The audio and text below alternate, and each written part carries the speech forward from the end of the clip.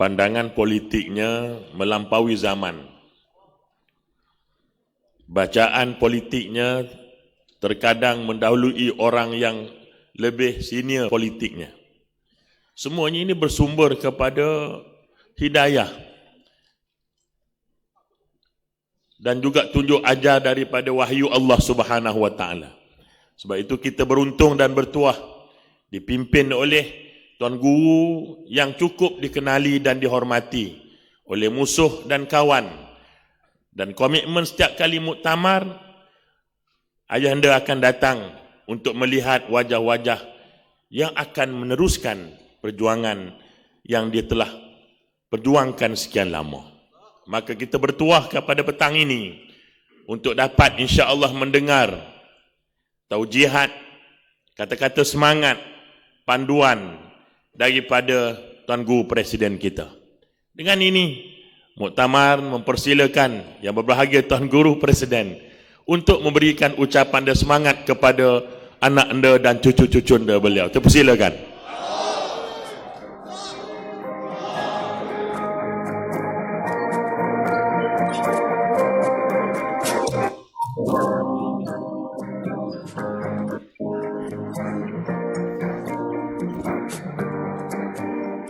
Assalamualaikum warahmatullahi wabarakatuh.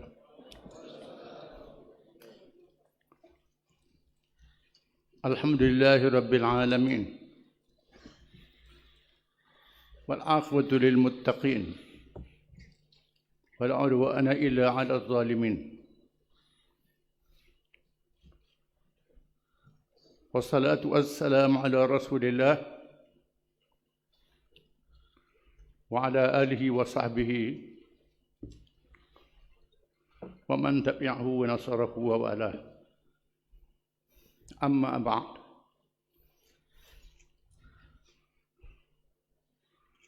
A'udzu billahi minasy syaithanir rajim. Nahnu naqussu 'alaika naba'ahum bil haqq.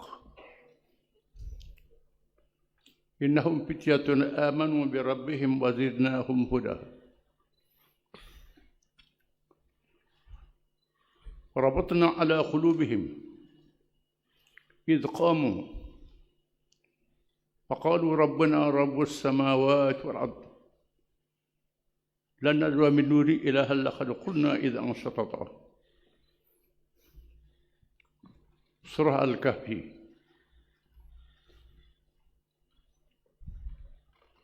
Kami kisahkan kepadamu wahai Muhammad sallallahu alaihi wasallam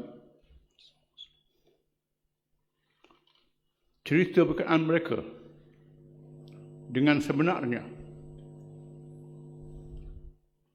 Mereka itu ialah pemuda-pemuda yang beriman kepada Tuhan mereka. Dan kami tambahkan kepada mereka hidayah petunjuk. Kami ikatkan dalam hati-hati mereka dengan keyakinan yang kuat. Apabila mereka bangun bangkit menegakkan Tuhan kami yang sebenar, ialah Tuhan yang menguasai segala langit dan bumi. Kami tidak berdoa kepada Tuhan yang lain daripadanya. Kalau tidak, kami akan menyimpang dari kebenaran.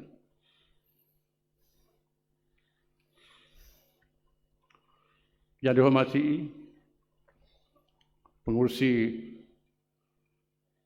Muktamar Dewan Pemuda yang melambung saya tinggi sampai nak patah kaki.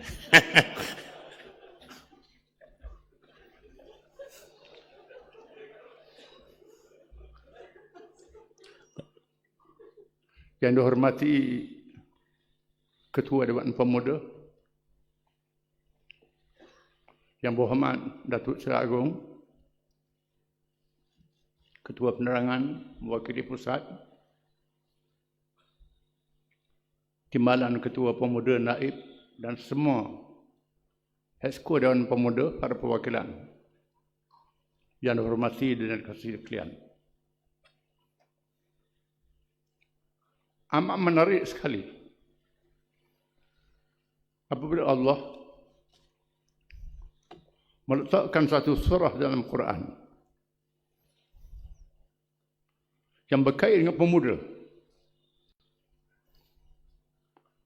menunjukkan besarnya peranan pemuda dalam perjuangan Islam. Itulah yang berlaku di zaman Nabi-Nabi dan Rasul-Rasul alaihimussalatu wassalam. Kebanyakan pengikut mereka ialah kalangan muda.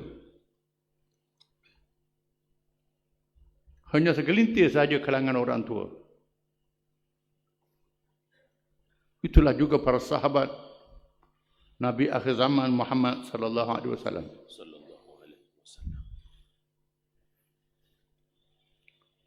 Kerana Allah mengetahui betapa besarnya peranan mereka bagi melangsungkan perjuangan yang sangat besar ini. Kita bersyukur kepada Allah SWT yang telah meletakkan kita dalam parti Islam Malaysia PAS. Kumpulan Islam yang menjadi mata rantai gerakan islah dan tajdid, meneruskan cahaya ubur Islam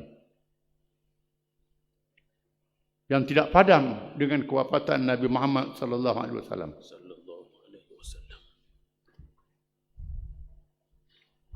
Kita menyaksikan di zaman kini ketika kejatuhan kuasa Islam yang mempengaruhi dunia, kuasa besar. Tanah air umat Islam dijajah, dipecah-pecah, diratah dan dimamah oleh musuh-musuh mereka. Namun mereka gagal memadamkan cahaya Islam. Keadaan ini diakui oleh musuh-musuh Islam sendiri yang telah letih menentang agama ini sejak awal. Inilah keyakinan kita. PAS yang jadi mata rantai perjuangan ini tidak pernah mundur, surut dalam perjalanan perjuangannya, walaupun surut kursi pilihan rayanya. Walaupun kosong kursinya, pernah kosong. Ada tempat yang tak boleh bertanding pun. Tetapi cahaya kita sampai. Inilah Islam yang kita yakin.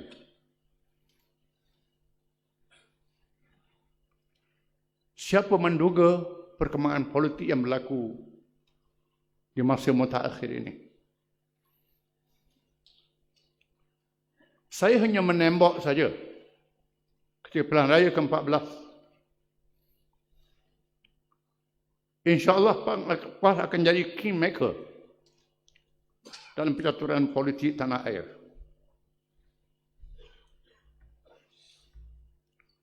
Dengan kursi yang dianggap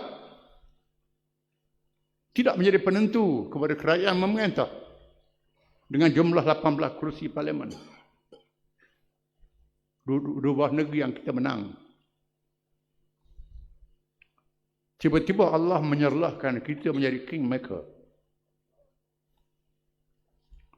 Yang melakukan perubahan politik tanah air.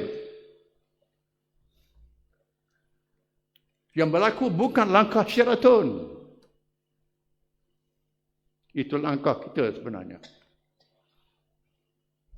Biarlah orang tak tahu. Itu lebih baik.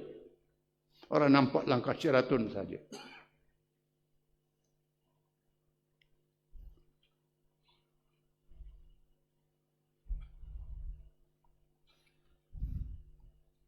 Di putih ini, kami telah merancang. Saya sebut dua orang tokoh yang telah meninggal dunia. Penghuni Aziz, Dr. Harudin.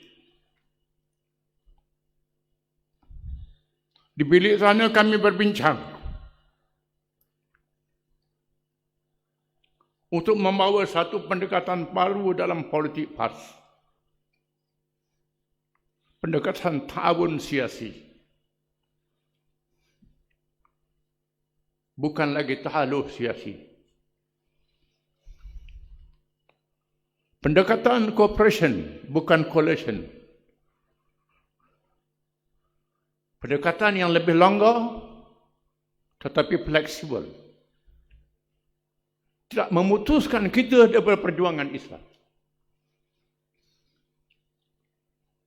Ketika semua parti politik dalam keadaan yang bergolak,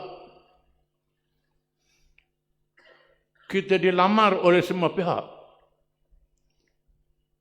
dipinang oleh semua orang, kerajaan dan pembangkang.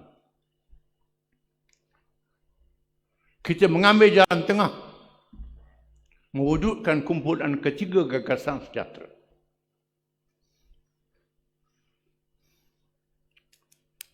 Dalam pergolakan itu,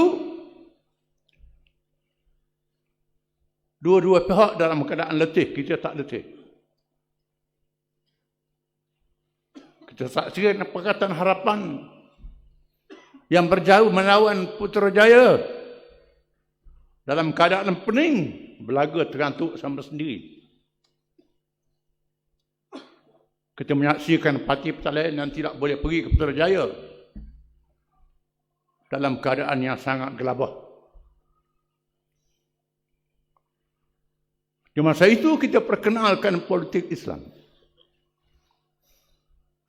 Politik ta'awun siasi. Melaksanakan apa yang ditunjuk oleh Nabi kita Muhammad sallallahu alaihi wasallam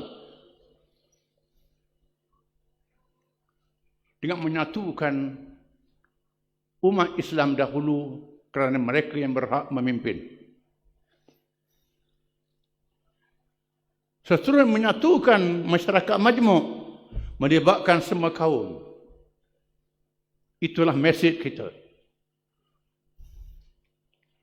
Dua-dua dapat dilaksanakan. Bermula dengan penubuhan muafakat nasional. Hasil pertemuan kita dengan UMNO. Membuahkan Kongres Perpaduan Melayu, pertemuan kita dengan Tun Mahathir. Dua-dua sudah minat pada Islam. UMNO sanggup mengubahkan undang-undang tubuhnya, meletakkan Islam di hadapan.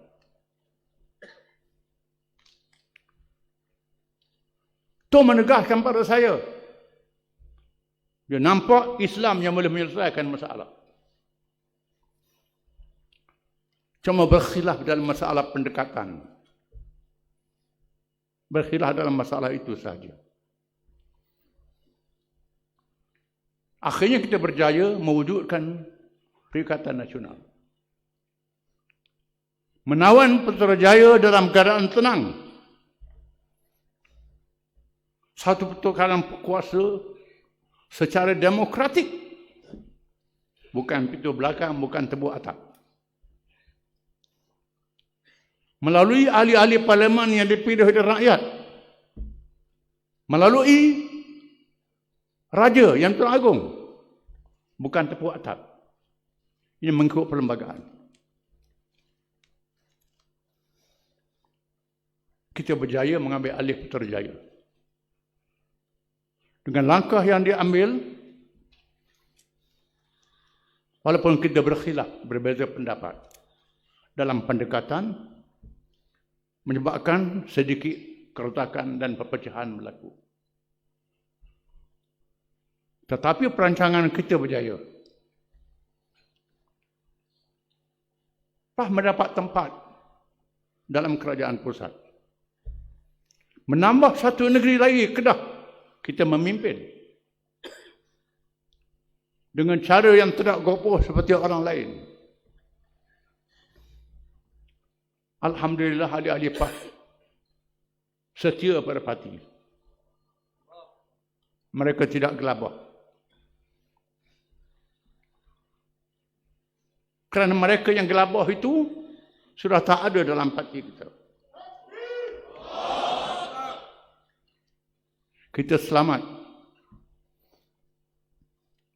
Apa yang penting kita mahu mengukuhkan lagi kedudukan perjuangan kita ini. Untuk mendapat mandat rakyat secara langsung melalui pilihan raya umum yang ke-15.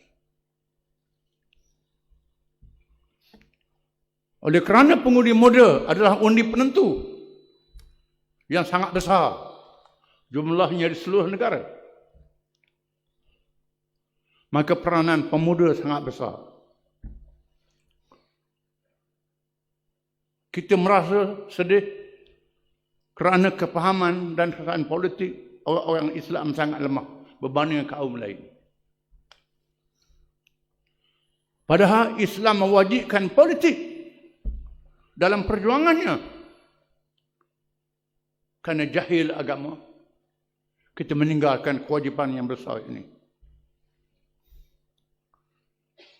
Tidakkah semua nabi-nabi dan rasul-rasul alaihi wassalatu wassalam tidak memisahkan politik daripada dakwah?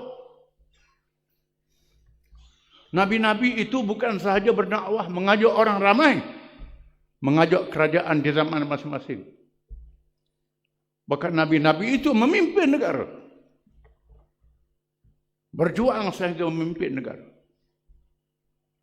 Banyak nabi yang tak sempat melihat kemenangan wafat dahulu. Ada nabi yang memimpin negara mencapai kemenangan yang dijanjikan oleh Allah. Yang penting, politik tidak berpisah daripada Islam. Kewajipan besar dalam Islam yang dilupakan oleh orang Islam menyebabkan undi kita, umat Islam sangat lemah.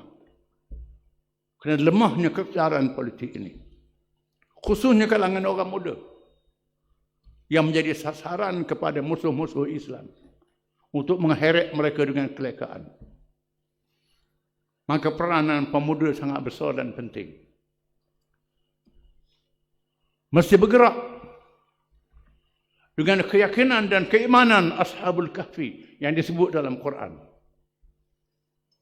Walaupun 7 orang asalnya berasingan menyaksikan jahiliah yang berlaku, duduk di bawah pokok di tempat masing-masing, tak kenal antara satu sama lain. Akhirnya berkumpul, diketahui oleh musuh setelah mereka bangun menyatakan yang benar, terpaksa menghadapi cabaran. Untuk menyelamatkan akidah itu, bersembunyi dalam gua. Kita tak sampai peringkat sembunyi dalam gua. Kita berada di tengah-tengah masyarakat. Dan Allah Ta'ala melarang Nabi kita Muhammad SAW selama-lama dalam gua Hira. Setelah pulang dari mendapat wahyu di Gua Hira, pulang ke rumah, dia beri turun mawa ayat, Ya ayyuhal muddathir, qum fa'anzir. Wahai orang yang berselimut, bangun, bangkit, sedarkan umatnya. Bukan berselimut. Bangun dan sedarkan umatmu kepada perintah dan petunjuk Allah. Inilah mesej yang wajib kita tunaikan. Oleh kerana peluang ini bukan peluang saya, diberi sekejap saja. Kerana saudara akan meneruskan mesyuarat agung. Sekadar yang diucapkan itu sudah cukup memberi sedikit semangat untuk jadi renungan kita semua. Mudah-mudahan diberkati oleh Allah. Saya ucapkan apa yang disebut oleh Nabi SAW bila melepaskan pasukan. Siru ala barakatillah. Teruskan perjalanan mendapat berkat daripada Allah. Wassalamualaikum warahmatullahi wabarakatuh.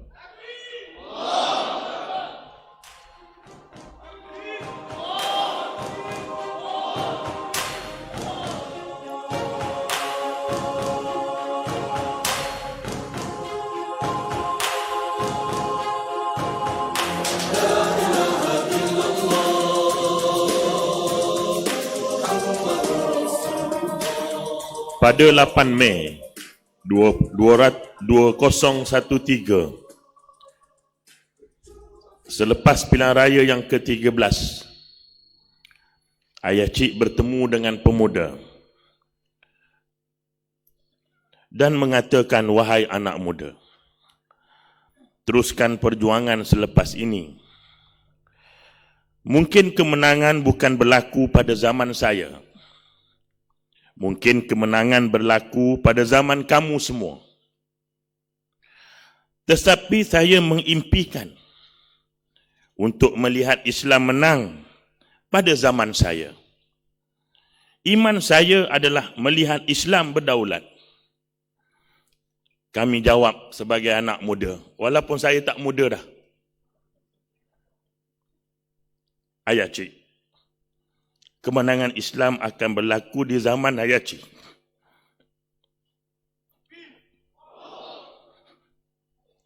Dan kami akan bersama Ayah Cik untuk mengisi kemenangan itu, insya-Allah.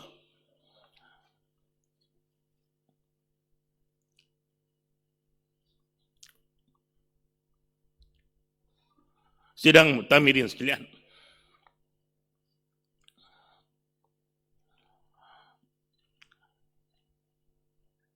kita berbangga, bersyukur kerana dibimbing oleh Tok Guru kita.